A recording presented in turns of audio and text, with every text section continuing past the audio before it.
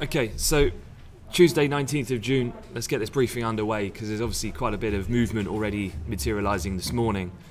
And so really it's dominated by one particular theme, as we were discussing kind of at the beginning of the week. Despite a busy scheduled calendar, trade war still top of the agenda of markets, most sensitive subject. And a couple of things to bear in mind, and just talking to some of the guys here and to kind of share some of my thoughts on what's happened this morning. There's an obvious risk-off tone.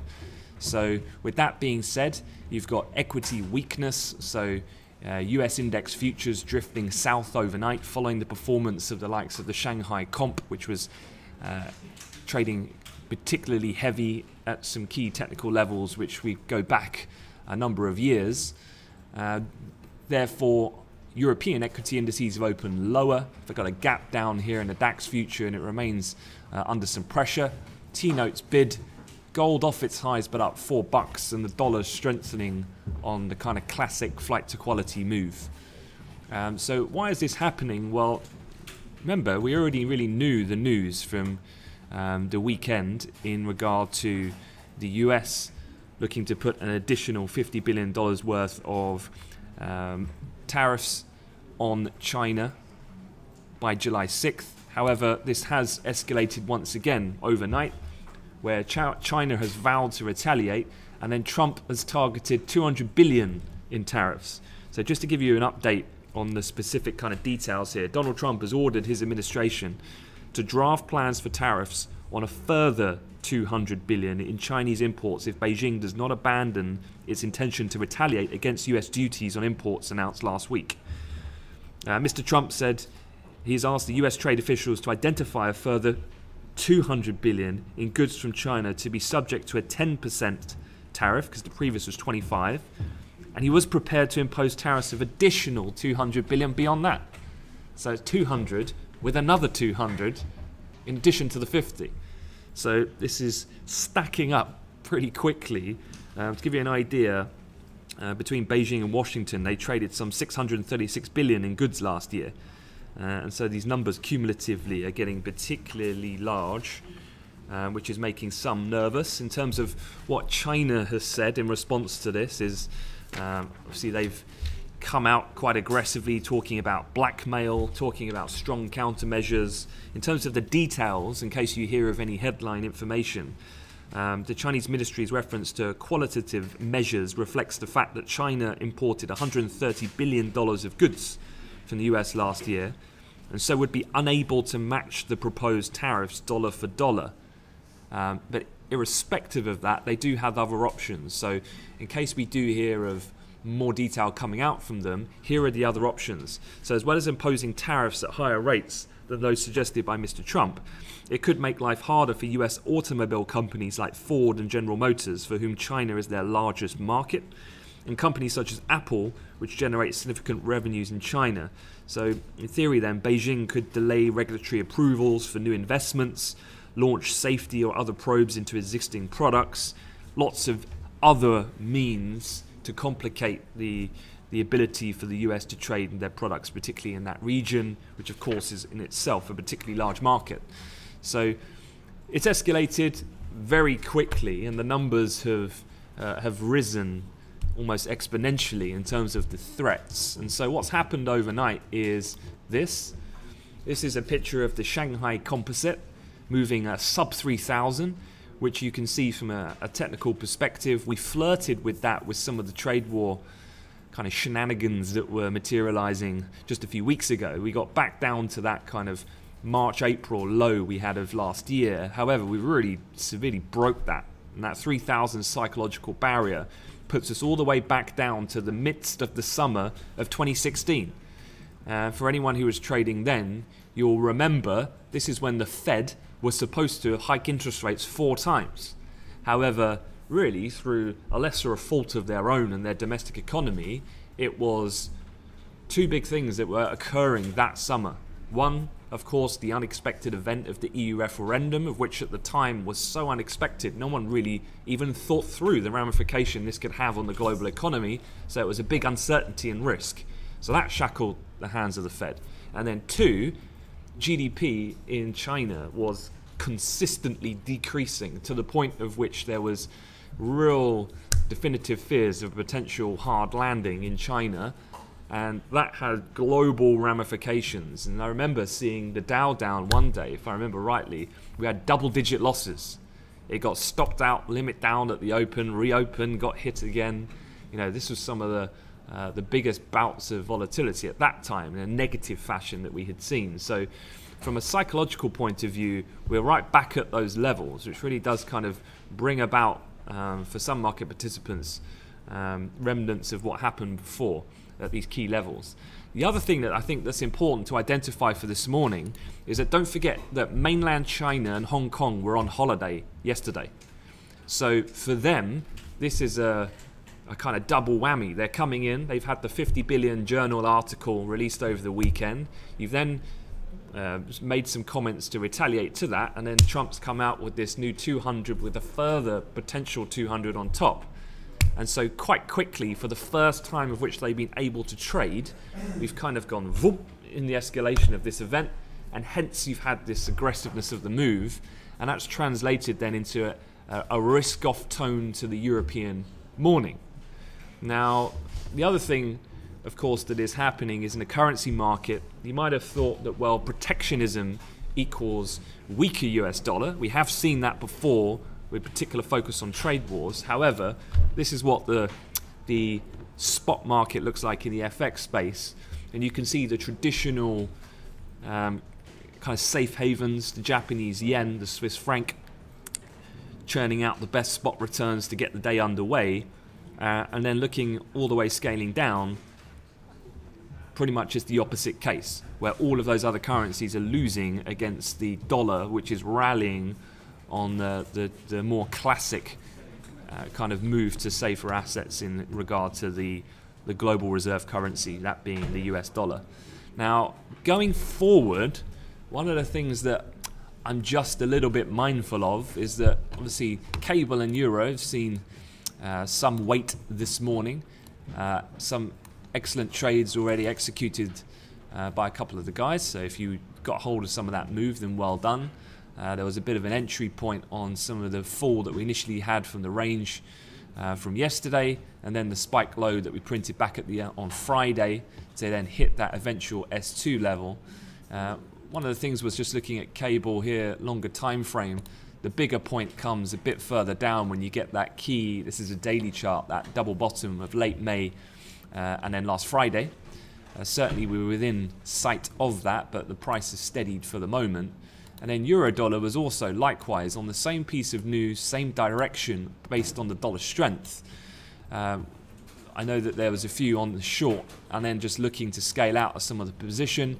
What was quite nice to see was that you had identified the kind of key areas to get out, these kind of scaling points to the downside, at the bottom of which would have been S2 and the Friday low, and gave the trade some room to play out. Didn't materialize, but managed it well, and either way managed to book some good amount of ticks on that trade either way.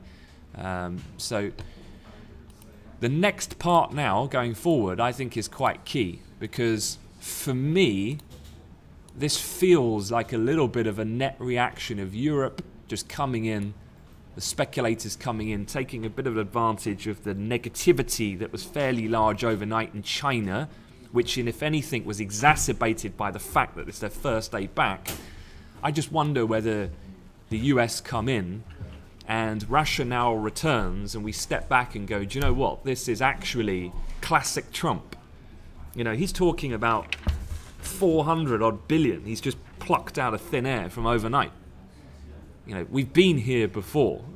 Corporate tax, he said he wanted 12%. He then moved to 15, he then moved to 17, he then moved to 20, he then settled on 21. Kim Jong-un, the rocket boy. Putin, the mad Russian dog, he called him. All these things have been quite classic kind of starting posts of the Trump kind of negotiation. And so I just wonder if once the US come in and markets calm down slightly, do we just go hang about? Is this in reality, are these just numbers? Is there any chance of this ever materializing to this kind of degree? I'm not so sure. So what I'm saying is potentially you might see a little bit of stabilization to this current move. My baseline scenario here is we don't get a complete dramatic sell-off, not unless China come out with something special on an aggressive side of retaliation. Because Trump's kind of put his line in the sand now. China have said so far about blackmail and strong countermeasures, but really we haven't heard definitive details. If they come out with real details, like we saw a few weeks and months ago when they specifically targeted the kind of key heartland states of the US, which is predominantly agriculture, that's going to be, again, something which could destabilize market sensitivity or negativity on an intraday basis. Don't forget as well, from a negotiation timeline, the initial 50 billion, the implementation dates, we were looking at the 6th of July. So again, to me, this starts to fit into the classic Trump approach or style, that it's the 19th of June today. So he's got time to now, create the platform, if you like, to then garner some concession from the other side to get to the final point of getting actually something out of this. So yeah, it's going to be interesting. I think the US session, when they come in at around 11:30 London time, that's going to be quite key to whether or not this is sustainable or not. I'm not so sure. All right, a few other things to have a look at then in this equity market. Just looking at the S&P here, as we've just been talking, we're seeing a bit of a bounce after that initial move lower, but you can see here quite a severe sell-off that was seen overnight as these US futures probably tracking that then of some of the performance of Asia Pac overnight, which fell quite quickly. You can see where we found some support though at quite a nice level, which is kind of this consolidation of the highs through much of the month of May, or in fact the entire month of May before we broke higher at the beginning of June. We've come back down to that point to test before seeing a bit of a bounce. So quite a key area here. Any breach of that starts to bring into play the kind of April high would be the next logical target, I think, down at 18.5, but that's a big move to the downside on an intraday basis. So again, you've got quite a nice platform here if the market starts to kind of regather itself and its confidence after the initial moves that have been seen this morning. In terms of the Nasdaq, again, a little bit of pressure this morning, but we've seen quite a bounce off the kind of consolidation that we had in mid-June, around that 71, 61, 3/4. And again, on a day like today, I think what can be just good planning in the morning is just start level picking both up and downside for playing this out in both a positive and negative response to how the US might react as we go through the session. Looking at the Dow, there was a kind of trend line that had been in play for the last kind of month and a half, which worked really nicely actually with the support point of the high from April on the 17th, 18th. The market bounced off that yesterday, but in terms of this morning and overnight, smashed through that, straight down with a push lower, where you can also see this kind of area that we had been trading in before has started to play off as a bit of a support point. Again, any breach of that downside, I mean, this is a daily chart, that starts looking pretty large if we were looking at that kind of depth. So both the S&P and the Dow have found a key level of support. It'd be interesting to see whether they hold or not when the US come in. Elsewhere, T-notes, as you can imagine, moving higher. Oil, when it comes to trade wars, don't forget, oil is a little bit indirectly influenced, I would say. If the dollar absolutely rallies to the moon, then that could have a bit of an inverse impact then on oil prices. But for oil, there's a lot going on at the moment. And don't forget, you've got that Vienna oil conference happening. It starts tomorrow, Thursday, OPEC meeting Friday, OPEC non-OPEC meeting Saturday. So there's a lot to come. And so maybe the market's going to just be more focused on that kind of story line for the moment. But certainly a complete, absolute breakdown in trade as that we saw Friday, can have a meaningful impact across the entire commodity space. Because if it does, net reaction turn into belief of a dramatic global economic slowdown on a back for a tit-for-tat escalation, that's bad for global commodity demand in that sense. But oil, I'd say, maybe lesser extent at this particular point, and yeah, only would be looking for a rerun of that Friday type big sell-off in the commodity space if China outlay concrete, large-scale, detailed countermeasures in that respect. Okay, one other thing to have a quick chat on is this. No real surprises from the Lords yesterday. May loses in the House of Lords on the Brexit vote. So just to give you the update, this means then that basically it goes back to the Commons. So lawmakers in the upper house, the Lords, backed an amendment to ensure a meaningful vote for Parliament. I don't think there was any surprise in that. What this now means, though, as a process, the bill now returns to the Commons on Wednesday for a vote that could determine then this latest outcome. Pro-European lawmakers in May's own party said that they'll back the amendment that came from the Lords for a meaningful vote as they seek to prevent a no-deal Brexit. However, trying to navigate your way through today's session, one of the important things is that ministers will hold discussions with potential rebels today. They've insisted that there'll be no further concessions according to people familiar with the government's plans. So again, you've kind of got the Brexiteers looking to quell the pro-European rebellion. So the ministers are meeting with those potential rebels today. You know what that means. You could have the potential for journalist sources, leaks of the latest state of play. So Twitter can be incredibly useful in this particular event. Laura Kuenssberg of BBC, Faisal Islam from Sky News, Robert Peston, ITV, these types of guys are pretty well informed and get news pretty quickly on the Brexit front. Certainly, I'd say, through this period of negotiations thus far, quicker than the likes of traditional financial news wires like Bloomberg and Reuters. So if you are looking at the pound and you want to obtain any type of news information edge, then that's what you should be having up on your screen if you do have the screen space, of course. The Squawk will be covering as we go through. All right, finally, just a quick look at the calendar, because really this trade event was the main thing I wanted to talk about. So looking at the agenda, we have some US data coming in the afternoon. So first things first, it's pretty quiet this morning. There's not a great deal going on. One thing, though, that is happening, and coming up shortly, because I want to wrap things up, is ECB's Draghi is giving a speech at the ECB Forum on Central Banking in Sintra, Portugal.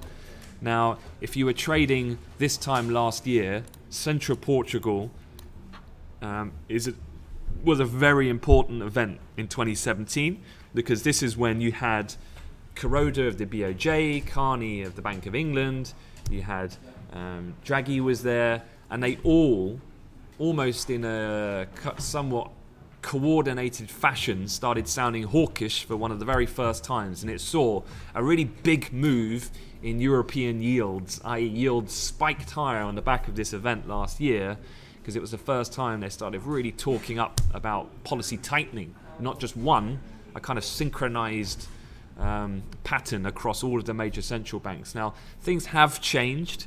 The one thing I definitely would say with this Draghi speech is it would be, I feel, highly unusual for Draghi to say anything particularly big, given the close proximity of the official kind of keynote press conference he gave with the rate decision was just last Thursday. Very rare to see him really change direction or script so closely after such a big event. So maybe that's taken a little bit of the sting out of this potential speech, but for historical sake, I would say this is definitely worth just keeping an ear on when they start covering the comments when we get to 9. Other members are also speaking at the event throughout the day, so again, definitely worth just keeping an ear on the Squawk box. All right, I'm going to leave it at that. So he's due to be speaking shortly. Again, trade is the main dish of the day. There's not a great deal on the economic data slate. The API crude oil inventory is not till after market as per usual. So really it's about monitoring. I'd look out for Trump tweets. What's his latest thinking? Any detailed response as to the size and type of retaliation China could be thinking of doing, and a timeline for implementation of that.